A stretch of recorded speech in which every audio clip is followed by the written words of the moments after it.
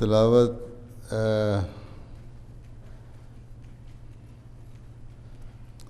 क्या नाम है हु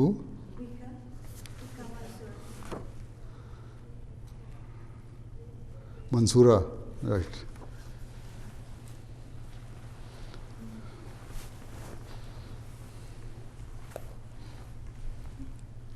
Assalamualaikum. वालेकुम सलाम व रहमतुल्लाह. I will be reciting Surah Al-Hashr, verses 23 to 25.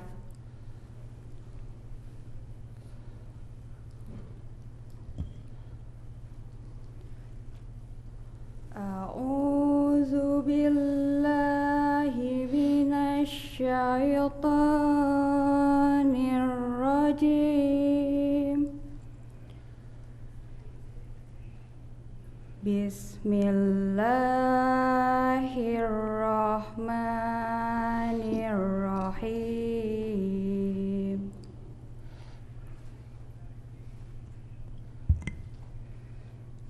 Huwallahulladzi la ilaha illahu alimul ghaibi wasyahadah huwar rahmanur rahim.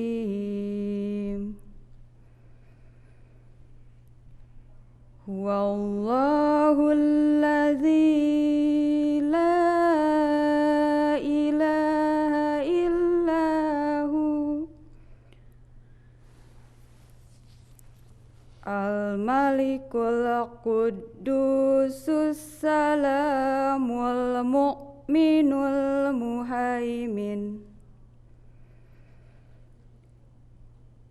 al-muhaiminul azizul jabbarul mutakabbir.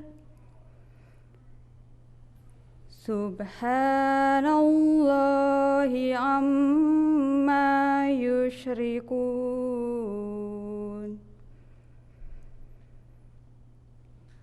Huwallahul khaliqul bariul musawwirul lahul asmaul husna. Yusabbihu lahu ma fis samawati wal ard wa huwal azizul hakim.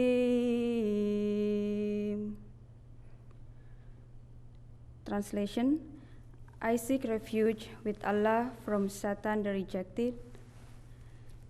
In the name of Allah, the gracious, the merciful. He is Allah, and there is no God beside him,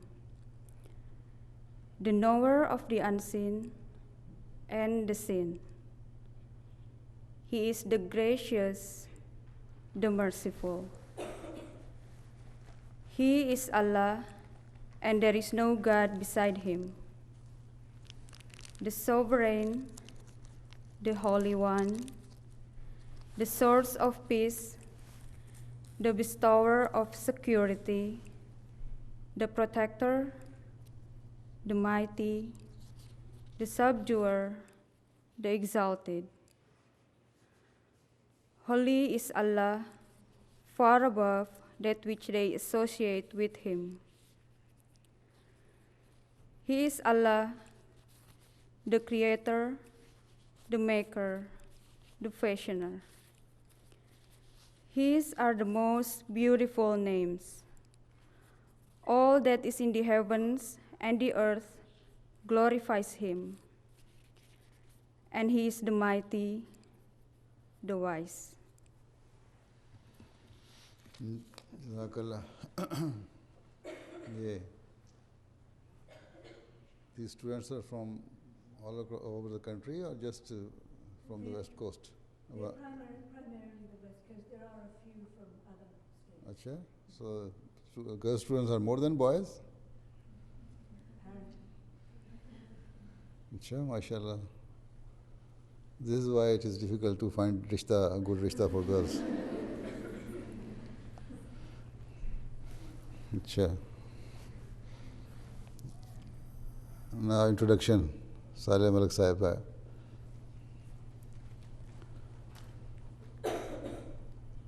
Assalamu alaikum, beloved Hazur.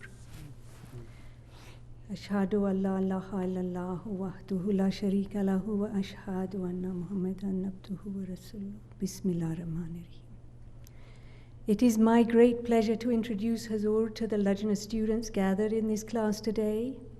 Alhamdulillah, in their educational achievements and accomplishments, our Lajna is not only at a par with women all over the US, but in some fields they're also ahead of certain sections of the mainstream society, such as medicine and science. And like the rest of the US, our girls have significantly outpaced those of men in the last 20 years, including our Ahmadi brothers. Today, our women are more likely to graduate from college than their male counterparts and are more likely to hold a graduate degree. The students represented here today are currently enrolled at various levels of education, from middle school, which is 6th grade, to PhD students. 169 students registered for this class, and we have 114 present. Of the registered numbers, 33 are middle school students at 6th, 7th, and 8th grade. 32 are in high school from 9th to 12th grade. 43 are pursuing an undergraduate degree, and 27 are postgraduate students, and we have 2 PhD students registered. In the college student body, about 60% of our girls are pursuing a degree in medical sciences or psychology. Other fields of study are 21% in education or research, 7% in law, and 4% are studying engineering or architecture, 3% media, 3% computer science, and 3% are in business. Our middle and high school girls who registered for this class have also shown an interest in pursuing a degree at college. Of those, 41% hope to pursue a degree in medicine, 8% in education, 6% in engineering and architecture, 6% want to go into journalism, 3% computer sciences, 3% law, and 1% in business. At present, from this age range, 31% are still undecided. After last year's class with Hazur, the girls felt most encouraged, and so we are very grateful for this opportunity for the students, mainly on the West Coast, here today. I hope that through this meeting, all these ambitious and talented young ladies, and many others like them all over the US, jama'at, earn Allah's blessings and guidance and achieve greater strength in their faith and success in their educational endeavors. Jazakallah, Hazur. Jazakallah. Now presentations by Tahmina Rahman.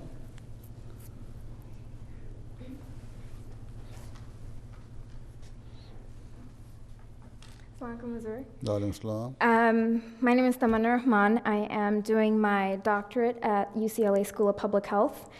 Doing what?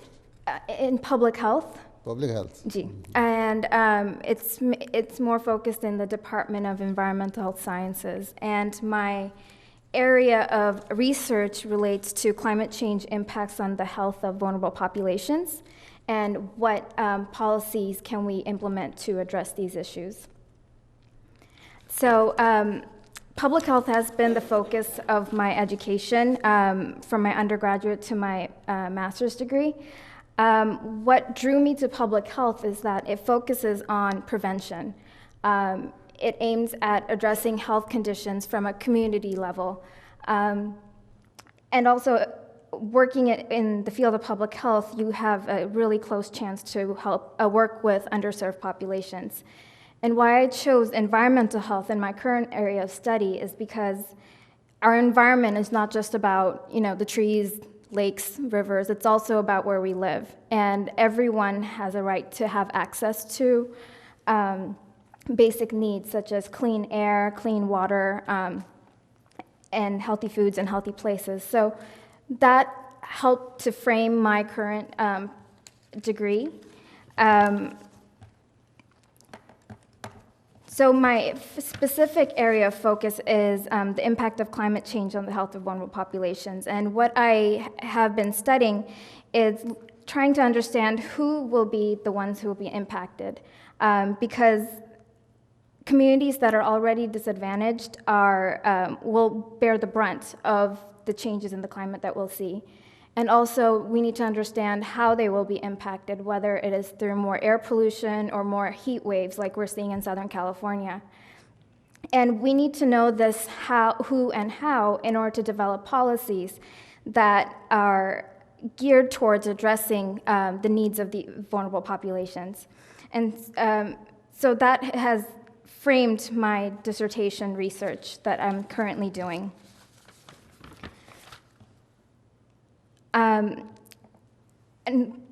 What's very important about this is the fact that climate change will impact the most vulnerable populations and the fact that we need to develop effective policies in this area. And what I, inshallah, hope to do in the future and how I hope that my research will be useful is that it will address gap in knowledge in terms of in the area of climate change, because there's a number of groups that are falling through the cracks essentially because there's a lack of data. They are dispersed populations such as the homeless population and also veterans.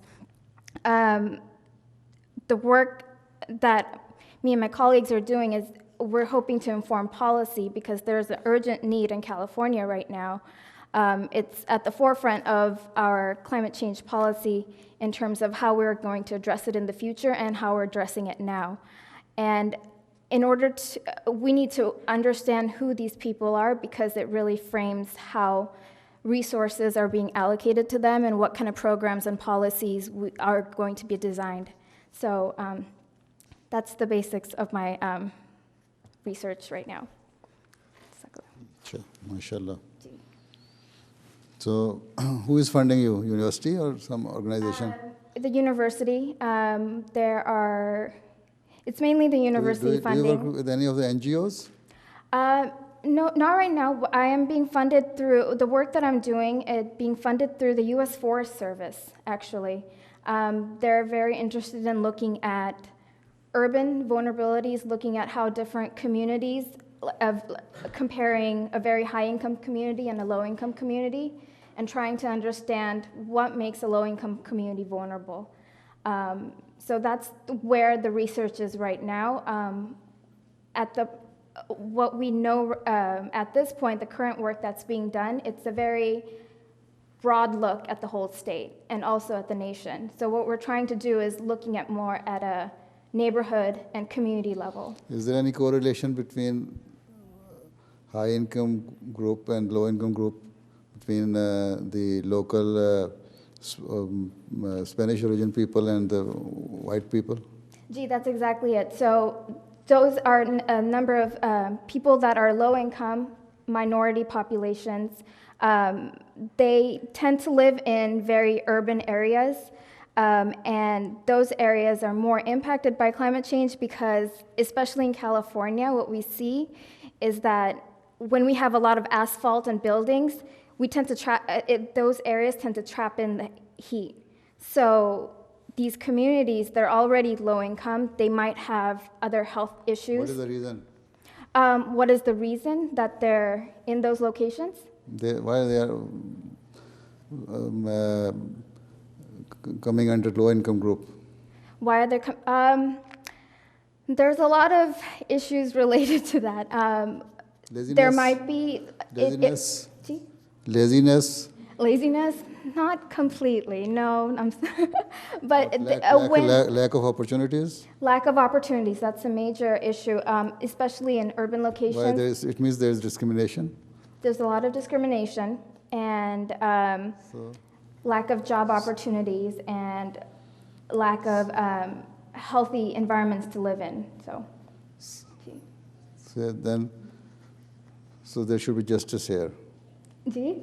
You should fight for justice. Exactly. So that's the area, that's what really brought me into public health, is the issue of environmental justice. The fact that no matter what race you are, no matter what income or where you're coming from, you should have access to these basic needs: clean air, clean water, safe places to live and work. So that's a major driving point in this area, in this field. Sure. Then, do they want to ask any question? Ji? Is your focus in the Southern California area? I think you take microphone.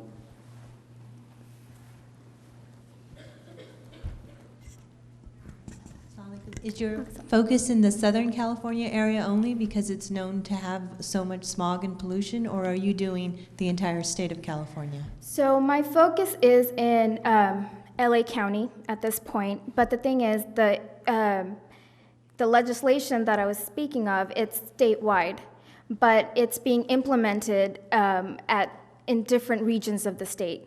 And so Los Angeles is definitely a major area when we're looking at environmental justice issues and issues related to climate change, because of smog, because of how it's, the topography, like the fact that it's a very dense area, there's mountains around it, it traps the, the air pollution, and also we have the major ports that really decrease our air quality, and also the fact that we have so many freeways and roads and trucks going through. So if you go from the ports to the inland, you'll see these big diesel trucks. So, and along these freeways, we have very low-income minority groups. So it's nothing new. It's been building up over this, the past 50 years, and how we've been designing our communities. So how do you define minority group?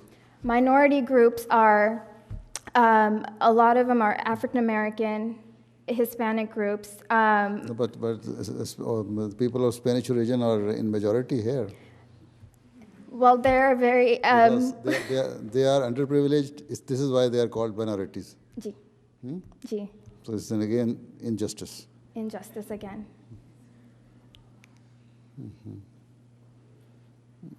Chalo. So then United States government should not raise slogans of justice all the time. Acha. Or they're all students? You are a student? Acha, what are you doing? I'm doing my rotations. Huh? I'm doing my rotations for an MD. MD, acha. And Walaikum Salam. My name is Rahila. Uh-huh. I'm a student in college, Anthony Community College. Acha, My major is going to be a vocational nurse, acha, and I will be in the service. acha, acha, mashallah. Theek. Then, next, I think nobody is going to ask any question. Yeah? Acha.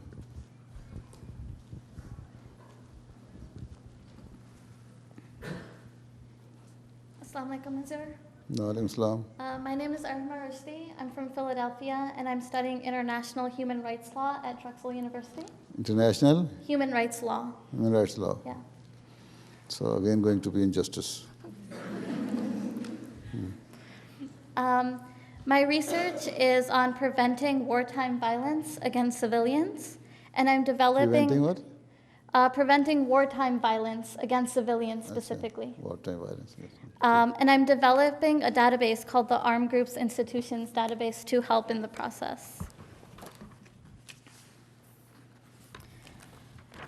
The reason I'm doing this research is because war is changing. These days, most wars don't have battlefields. They're not fought on the front lines. Instead, they're fought in everyday villages. They're fought in Kabul and Gaza and Mile. So therefore, while before more soldiers were killed during war, more and more civilians today are being hurt as a result of war.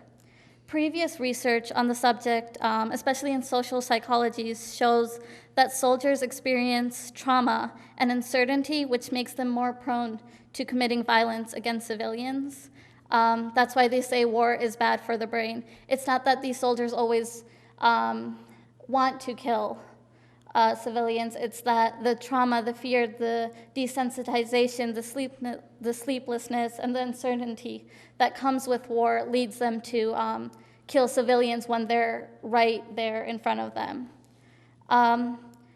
My research, a lot of previous research has focused on only killings, killing of civilians during war. I look at repertoires of violence, which in other words is just the many different types of violence against civilians that occurs during war.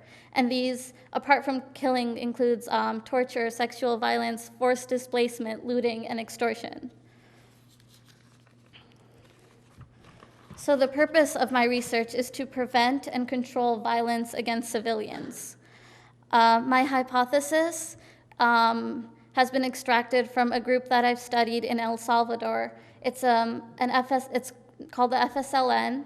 It's a rebel group, and they're fighting against the government currently. And their commanders constantly tell them again and again that we are trying to create a new society, and there's no point of having a new society if you get to that new society by harming civilians.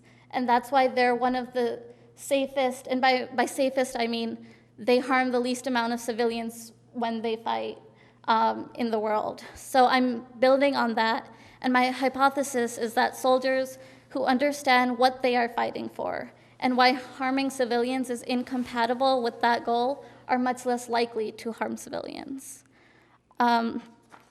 So therefore, I'm looking at education and training of different armed groups because education and training can control violence by helping the soldiers identify the purpose of war. So I'm trying to demonstrate a causal link between armed groups, armed group institutions, and violence. And by armed group institutions, I mean like the different ways these armed groups recruit, train, educate, and discipline the soldiers.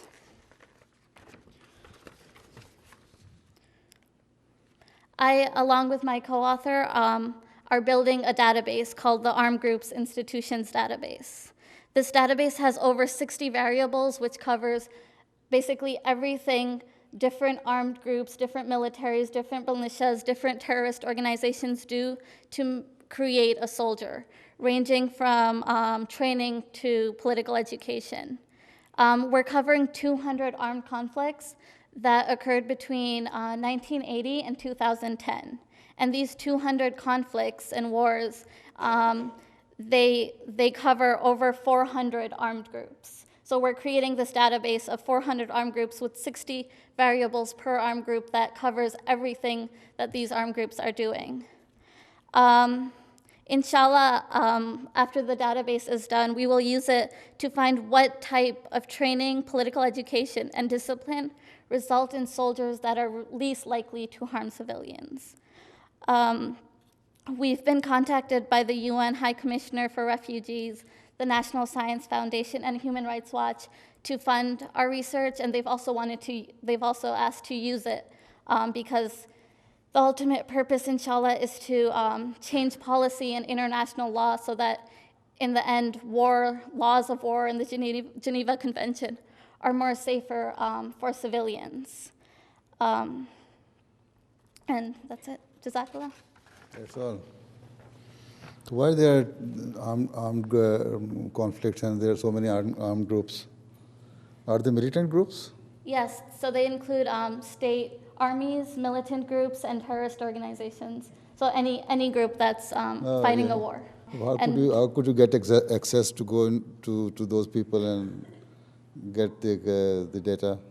A lot of the data is public, and we're also interviewing lots of ex-military people who have been through all this stuff, and now they feel bad for what they've done, so they're open to speaking to us. These groups comprises of ex-military people, ex-military men? Some of them do. Acha. Mm-hmm. So you couldn't have access to active groups? Oh, they, so the conflicts range from 1980 to 2010. So some of them are still active, some of them are inactive. Could you now. have access to them? Yes, we do. Acha? Without fear? I mean, You are scared. I mean, I feel that I'm serving humanity, so hopefully if something happens, I'm shaheed. Now, how do you approach them? How do you approach them? How do I approach them? There's usually, it's a lot through like the internet, email. You go to them in groups, or you take somebody along with you? Yes, or there's always or there's like state law enforcing people are going with you? Yeah. Sure.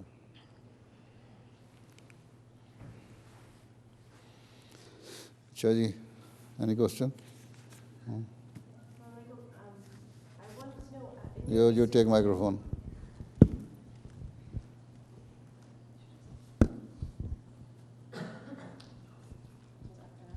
Assalamu alaikum. I had a question about the religious. Have you looked at religious ideology, and to what degree do religious groups that fund terrorism or that are violent have against civilian? What is the relationship between religious ideology and whether they attack more, or are they more cautious of civilians? So you mean, is there any correlation between religious organization and non-religious communities? Many Christian fundamentalist groups that bomb There abortion are clinics. Christian fundamental Ji? groups? Hanji. Then why do they blame Islam then? They don't always blame Islam, but I'll let you answer the question. Yeah, a lot of the 60 variables, about 4 or 5 of them pertain to religion and religious ideology. But a lot of groups have a religious ideology, but they don't teach the ideology to their civilians, to their soldiers. So while overarchingly they'll say, yeah, we are an Islamic fundamentalist group, the actual soldiers won't know anything about Islam. They don't pray. They don't. No, but there are some Christian fundamental groups as well. Yeah. So those as well. So then why Islam is specifically being targeted for that? No, we're are looking at other groups as well.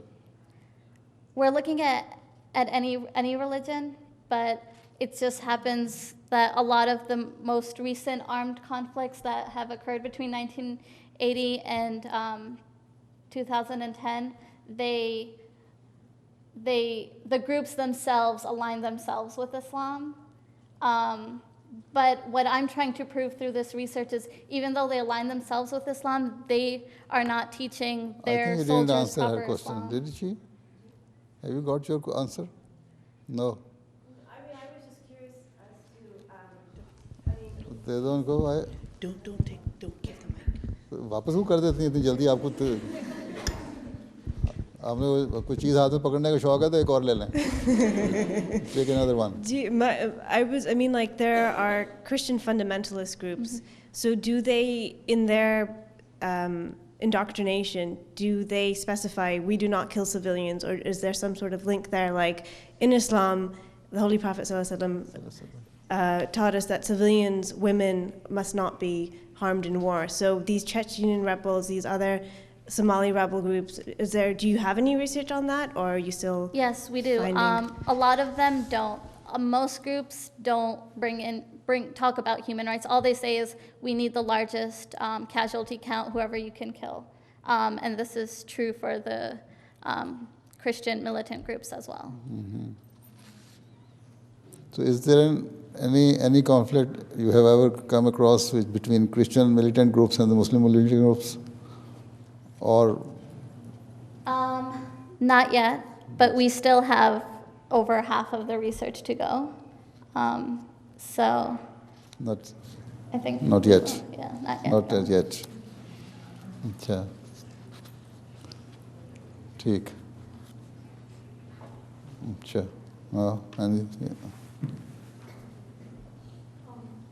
Take microphone.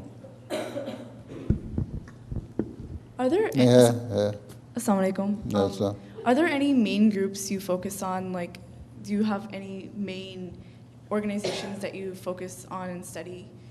No, it's a random sample of 400 armed groups. So we took the over 2,000 armed groups that existed between that time frame, and we randomly sampled them, and we had to randomly sample How big them. is your area of research? How big is the area of research? It's the whole world. It's the whole, Yeah. the whole country? Yeah, no, it's the whole world. It's whole more world? international. The whole world? Yeah. Achha. It's the first database that I is thought only global. United States. No, there's only, so we pulled out a random sample of all the groups that exist, and in the United States, the only group that came out of the random sample was the U.S. Coast Guard. Huh? The U.S. Coast Guard. It's the only group that came within our random sample. Achha. But There's no any other militant group here in the United States?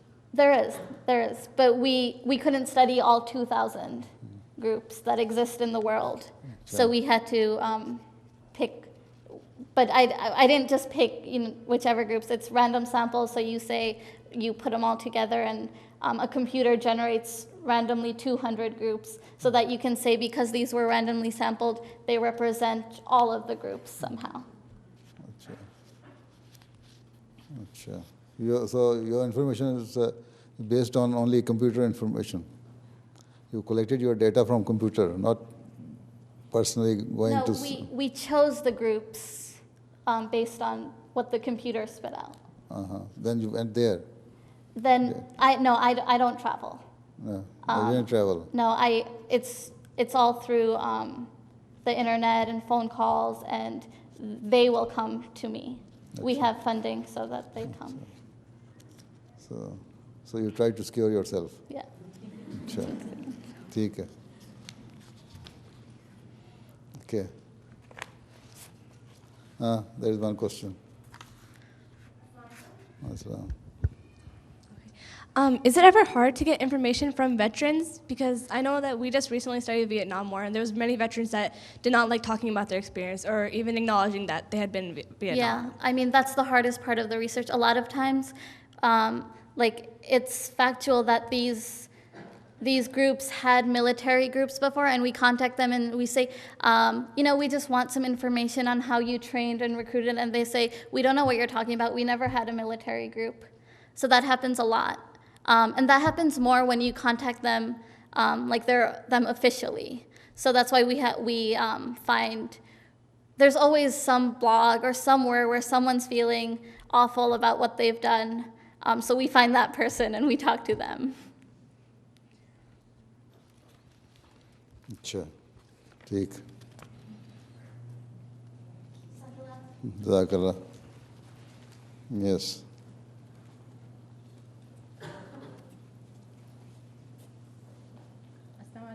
Wa alaikum salam.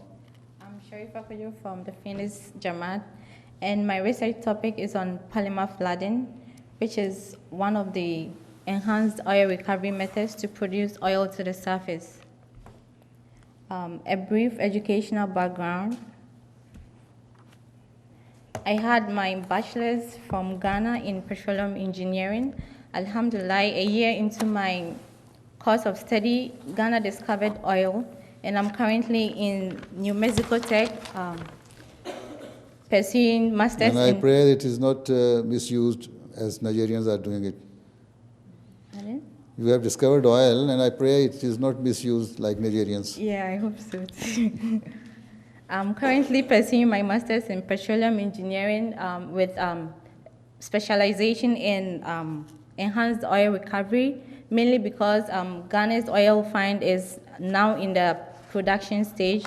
So with findings in my research might help the production rate of Ghana's oil production. Before I go on into the recovery processes, I would like to talk a little bit about how oil is formed. It is believed that oil is formed from the marine plants and animals in the ocean, as we can see from the first figure, which is the origin of petroleum. So as these plants and animals decay, they undergo anaerobic decomposition. And with time, the organic matter formed from the decayed matter is compressed deep into the reservoir, deep into the Earth's surface. Temperature tends to increase with depth. So as the organic matter is compressed at a certain temperature, the organic matter changes into different stages. So the first stage at a temperature of about 50 degrees is when it forms kerogen, which is the solid form of hydrocarbon. A further increase in temperature to about 90 degrees forms oil in a liquid form. Much further increase in temperature to about 150 degrees forms gas. Now, the oil and gas formed would have to move away from the organic matter that formed it, which would be the source rock, to a porous reservoir rock, where it would have spaces in it for the oil to move about, and a cover, probably shale, to prevent the oil from moving further away from the reservoir rock. So after the oil is formed, there is a need to recover it to the surface. We have different recovery methods, and the first recovery method is the primary oil recovery, which uses the natural energy of the reservoir. The primary oil recovery can be synonymous to using a straw to drink, using a straw to drink. You apply pressure to the straw in order for the liquid to flow. So in primary oil recovery, a well is drilled into the reservoir rock that contains the oil and gas, and the oil is able to flow through it to the surface.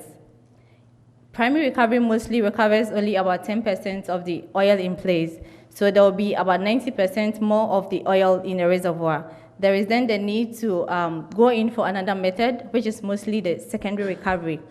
The main aim of the secondary recovery method is to repressurize the reservoir, because the primary recovery tends to deplete the initial pressure of the reservoir. So in repressurizing the reservoir, most water or gas is injected into the reservoir to occupy the pore spaces left behind by the initial oil taken out.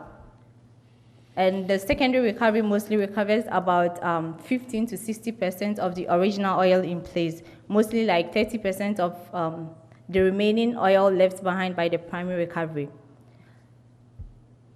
There is then the need to still recover the remaining oil. This is where the enhanced oil recovery comes into place.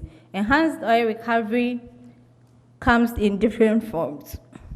First of all, we have water flooding, which uses water to displace the oil. But the disadvantage in water flooding is that the water tends to outrun the oil, and the producing wells tend to produce water instead of the needed oil. Thermal recovery, which is also an enhanced oil recovery method, uses heat to heat up the oil when the oil is too thick to flow to the well bore. And chemical recovery uses polymers, which is what I'm working on, uses polymers to increase the viscosity of the water, so it would not bypass the oil, but rather push it gradually to the well bore. Moving on to polymer flooding. Polymer flooding is an advanced form of water flooding, in a sense that it uses chemicals to increase the viscosity of the water or limit the mobility of water in order to gradually push the oil towards the well bore. It is recommended to be used in offshore oil recovery, where there is much water to reduce costs.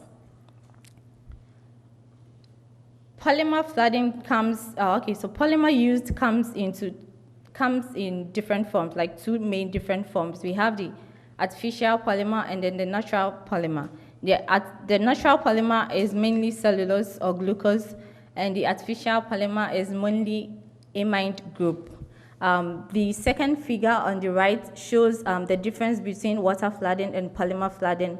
On the top, we can see water tends to break through the oil with time, about 1 hour difference, and the polymer tends to take a longer period, like 2 hours before it breaks through the production rate. What I plan to do before I graduate is to find out which of the two types of polymers would be best or efficiently used in the reservoir in Ghana. In conclusion, polymer flooding is considered one of the best recovery methods because it mostly recovers almost all of the remaining oil in the reservoir.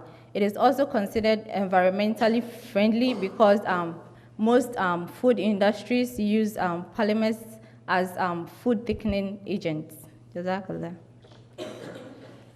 Jazakallah. How many barrels are you getting now from your new wells? You explored oil in Ghana in the western region? In the In the western region. In the eastern region? Western. Western region. Yeah. Western region is What? near Takoradi? Yeah, Takradi. Uh-huh. So how many barrels are you getting daily? Currently, they are producing about 100,000 barrels per day. 100,000 barrels. Yeah.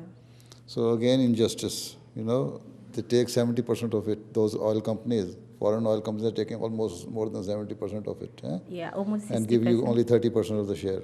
Yeah. So this is how you are being deprived of your rights.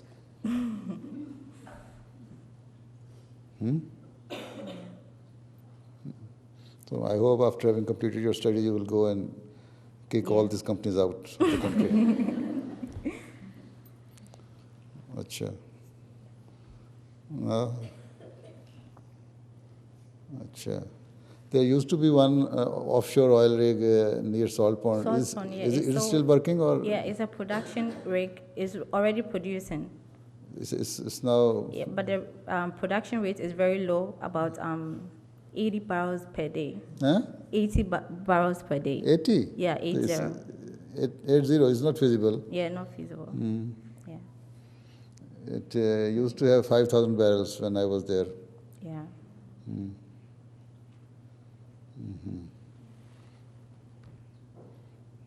Sure. So do you have any oil refinery in the country? Yeah, there's one in Tema. Tema. Yeah. So this oil refinery is taking the crude oil from this from Yeah, it these used oil to take wells? it from Salt Pond, but now it's considering to take it from the Jubilee field, which is recovered now. So oil is coming there through pipes? Yeah, pipelines. Yeah. Pipeline, huh? Yeah. We have laid pipeline all the way from Tamale, From Takoradi Yeah. to Tema. Yeah. Sure. There? Yes.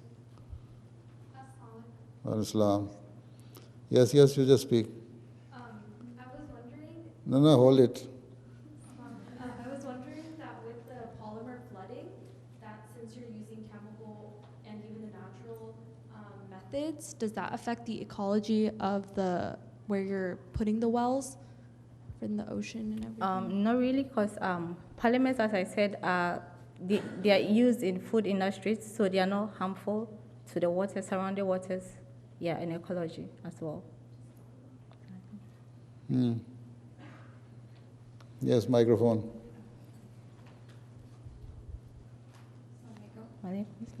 So, I have also heard about microbial enhanced oil recovery. So, do you think that method also efficient? Okay, so that method was tried in one reservoir, and then it didn't produce like better results, so it's not being practiced now. Oh, I see. Yeah. So it does not yield more. It does not yield more results. Yeah. Oh, okay. Sure. That's all, I think. Okay. Or any other? Achha. One more? This is the last one. This is the last one, okay. The last one. Assalamu alaikum, Hazur. Al-Islam. My name is Tayyaba Malhi. I'm currently from the Silicon Valley Jama'at in San Jose. Achha. And I'm a medical student, and I'm Sure. also obtaining a master's degree in healthcare administration. I will be basically presenting a brief introduction of the medical school system. There are about 127 medical schools in the United States, and 9 of which are in California. And about 18,000 students graduate from medical schools each year in the United States. Achha. So other than being the longest, one of the longest fields of study, it is also one of the most competitive fields. And the average GPA of students who applied to medical schools in last year was 3.6, and that is for undergrad studies. And the average medical college admission test score was 30. So other admission requirements other than the bachelor's and the medical college admission test requires the volunteer experience in in any clinical environment. Also, some research experience, if there's any, would strengthen your application, and any extracurricular activities. The medical school itself consists of 4 years, after which there is residency. The length of the residency varies depending on what specialization and subspecialization anyone chooses. The most popular residency that has been in the recent years is internal medicine. However, there is still a very high demand for internal medicine physicians, and this demand is expected to increase in the next 10 to 20 years. So other than the internal medicine, family medicine, pediatrics, and radiology are also very popular residencies in the United States. In addition to the 4 years of medical schools and residency, every student is required to pass a United States medical licensing examination that is commonly known as USMLE. It consists of 3 steps, each of which is taken at different points during the education. Hazrat, I've completed 2 years of medical school, and I'm currently preparing for the step 1 test. So in addition to medical school, I'm also obtaining master's in healthcare administration. It is a 2 years program and consists of study about the administration and management of healthcare organizations, and any financial management, health policies and laws, and any legal and regulatory issues regarding to the healthcare organizations. It will help open more job opportunities, especially the administrative jobs, such as hospital administration, medical services manager, health information management director, and network systems administrator. Jazakallah. There are how many medical students staying here? The graph was showing it is 60% of the students are doing medicine. 60% they are doing medicine? That's what we had on the registration. They declared. But there are only 4 or 5 medical students here. I wonder why their hands are not up. Huh? Their hands are not up? Hands high, usually. Acha, hands high. There might be something wrong with their hands. Well, they gave me the wrong information. I think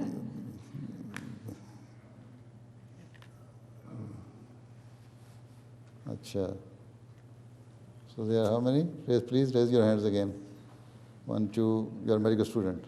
1, 2, 3, 4, 5, 6, 7, 8, 9, 10, 12, 13, 14, 15, 16, 17, 18. She is a doctor already, you are a doctor. Acha. 18. But it may be that the people who couldn't come, those are their doctors. So you can justify in any way. But the result is not that which you presented. So they are in early years of their medicine or have reached final years. How many of them are in the final years? What do you want to do? Pediatrics. Acha. You are other needs of daughter? Acha. And you? There is microphone. Sadar Sahib is... No, यहाँ का कहाँ गया? अच्छा.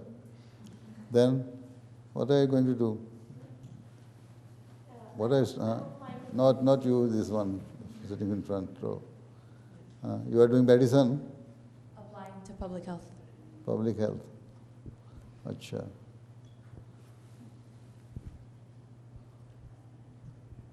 Assalamualaikum. I'm applying to medical school in August, inshallah. You are applying. So, Pre-med. are you sure to get admission? Inshallah. Inshallah. Acha. Praying. Acha. Acha. Assalamualaikum, Mazur. I'm in osteopathic medicine at the Western University of Health Sciences here in Pomona. I'm in 3rd year rotations, and inshallah I shall be applying for pediatrics. Acha. So none of you is going to be gynecologist. You? Acha. You are gynecologist. You are already working. No, Hazur, I'm preparing for step 1 as well as I'm doing the rotations as well. Acha. And I'm doing the same. She is doing like masters in health administration. Inshallah, I'll be starting in August. Acha. Inshallah. Theek. Right.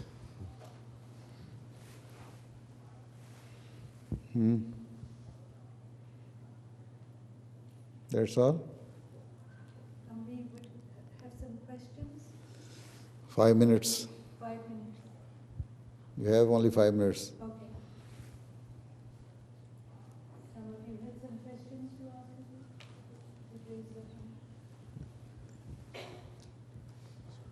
They are all students?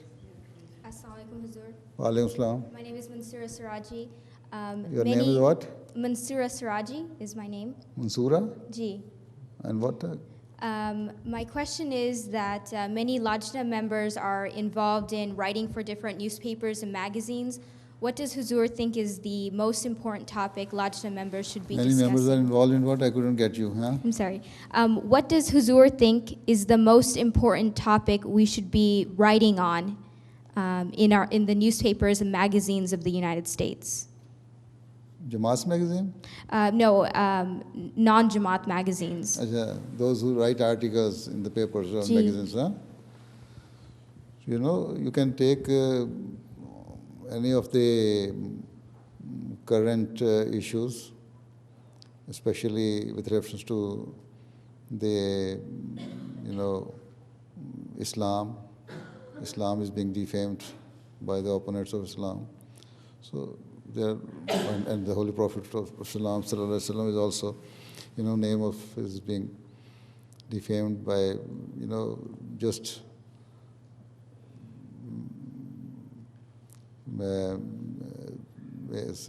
making some allegations which are not true. They are misconstruing the interpretation of the Holy Quran. Huh? So you can read the Holy Quran, get the knowledge of your religion, then write and try to defend Islam, and not only defend Islam, but now you should be on offensive side. Because they are all blaming that Islam preaches for jihad. Whenever Islam says and permits you to do jihad, there were some prerequisites for that. There were some preconditions for that. And there are only 190 verses in the Holy Quran where the jihad is mentioned with some preconditions, as I've said. But in the Bible, there are more than 500 verses where it is said that you can raise sword against enemies or deal your enemies with, hard hands, right? So there are so many current issues you can take, right? What are you doing? Journalism? Journalism? Law. Law, right.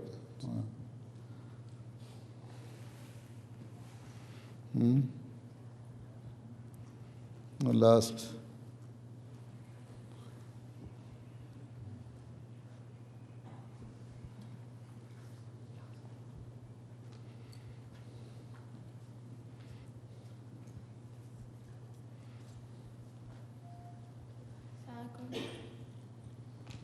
Yes, it's okay. Assalamu alaikum. Walaikum salam. My name is Shumaila Ahmed from Seattle, and my question was that I plan to study law in college. So You want to study law? Mhm. You are in grade 10 at present, I think. No, I'm in 7th grade. 7th grade? Yeah. Acha. So how can an Ahmadi girl who's a lawyer help the Jama'at? Are you Waqf now? No. Okay. because normally I discourage Waqfin and Waqfat not to do law. Number two, now, so if you want to do law, then it should be human rights law or family law, so that you can help your, the women who are being maltreated by the men. So both of them are good. So you should not go into criminal law anyway. That one I will not recommend.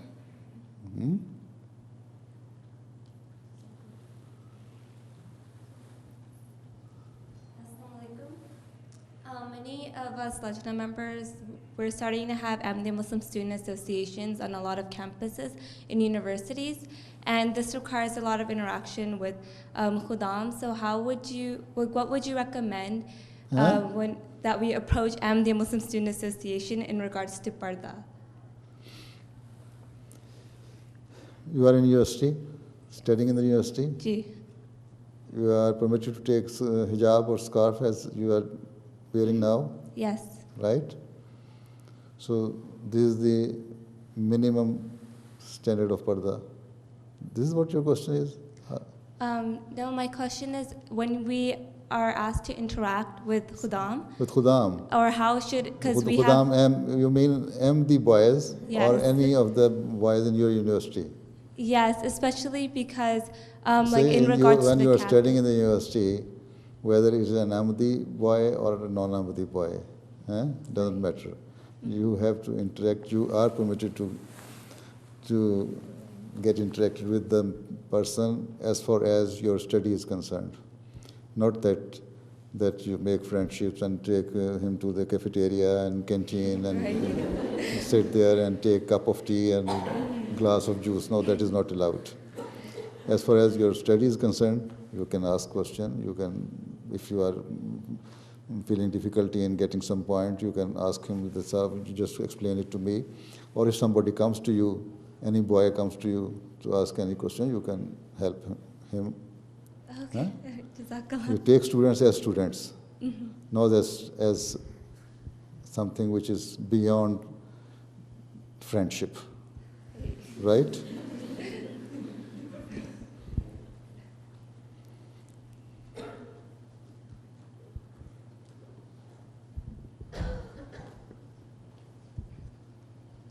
अस्सलाम वालेकुम वरहमतुल्लाहि वबरकातुहू मेरे प्यारे हुजूर मेरा नाम सीनम शाह है and my question was when an Ahmadi girl goes to school wearing a hijab, many people are under the impression that she's being oppressed. She is depressed? Yeah. Achha. What would be Hazrat Anwar's advice how we... Oppressed? Achha. So what would did be... somebody force you to wear hijab? No. You can explain. What would be your advice to how we should but respond to these if you wear hijab and make your face in a way, it all depends on your expression of your face. If it looks depressed, then you are oppressed. If not, then it's okay. Be happy, show extra happiness while wearing hijab.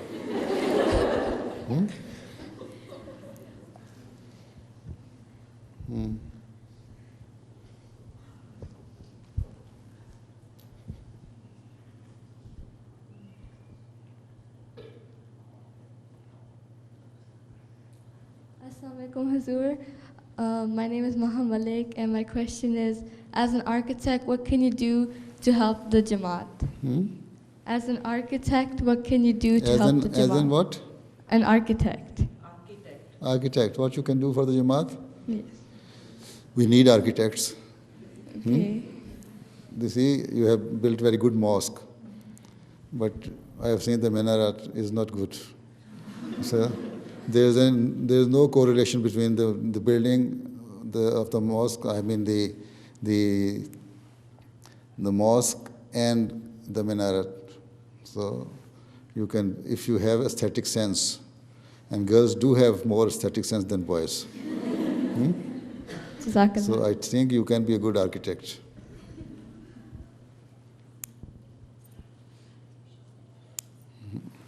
Now it's time. 5 minutes, you have taken already 5 minutes extra, and there are going to be some amins. Huh? ठीक है? Next time, inshallah. Assalamu alaikum.